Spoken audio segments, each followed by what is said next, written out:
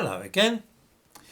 Those celebrating Black History Month have something of difficulty when it comes to talking about actual historical black people who might reasonably be described as famous or high achievers.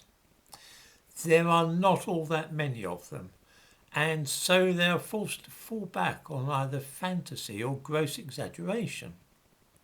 Fortunately, with the current mood in both Britain and America after the Black Lives Matter movement, this can usually be done without anybody challenging what is said or even displaying mild scepticism by raising their eyebrows. Nobody wishes to be seen as doubting the word of black people. This reluctance is traded upon, and so any old rubbish is trotted out with the certainty that most white people will, if not actually take the knee, at least refrain from ribald laughter. I'm sorry to say that the mainstream media collude with this foolishness, and during the month of October in Britain let black people claim pretty much anything they wish in the name of Black History Month. They even allow black people to make the most ludicrous claims in newspapers and on television. This really is a bit much, and somebody pointed me towards an especially awful instance of this on Monday. In the description to this video, I give a link to a piece in the newspaper called The Metro, which is handed out free to London commuters in the morning. It has a circulation of over 1 million. Let's see what Alicia Adejobi wrote in the Metro on October the 4th. In a piece headed Black History Month, Black British Heroes Who Deserve Their Own TV Shows and Films, she said that over the past year calls have only mounted for Black British history to be taught in schools so that the younger generation have the chance to learn about the forgotten heroes who are of colour that many adults weren't introduced to in the classroom. So this is the subject, black heroes. I hope everybody has that clear in their mind. She goes on to say, in July 2020, a report by The Guardian found that only 11% of pupils taking their GCSEs were studying modules that refer to black people's contribution to Britain. So, black heroes and black people's contribution to Britain, yes? Without further ado, let's see who she regards as a black hero and somebody who has made a contribution to Britain. She tells us about a black pop singer called Smiley Culture, who had a couple of hits in the mid-1980s. His success didn't last, and by 2008 he was involved in the large-scale importation of cocaine into Britain from Barbados. When I say large-scale, we're talking about 30 kilograms at a time. He was caught at this, arrested in 2010 and charged with conspiracy to supply cocaine. Shortly before he was due to appear in court, he committed suicide. The thumbnail to this video shows 3 people who were arrested at his home in possession of 1 kilogram of cocaine, and they were subsequently sent to prison. Okay, now I am seriously confused as to which aspect of this man's life were heroic, and also about the contribution which he made to Britain. Was it running drug mules and flooding the country with Class A drugs? Killing himself? Singing a pop song? Does Alicia Adejobi really not realise what a terrible impression this gives if she really thinks that any of this is heroic?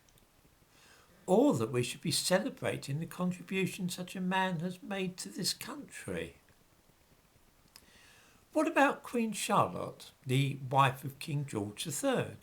Alicia Adejobi writes, many of us spent weeks learning about King Henry VIII and his 6 wives and even Custer's Last Stand. But how much time was spent educating us about our very own Queen Charlotte? She goes on to claim that Charlotte is now widely regarded as Britain's first black queen.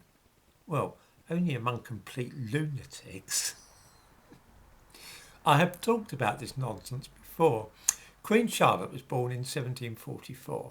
One of her distant ancestors, 500 years earlier, in the 1200s, was a Portuguese man called Alfonso III, and he had a lover called Madrigana, whom some people said was a Moor.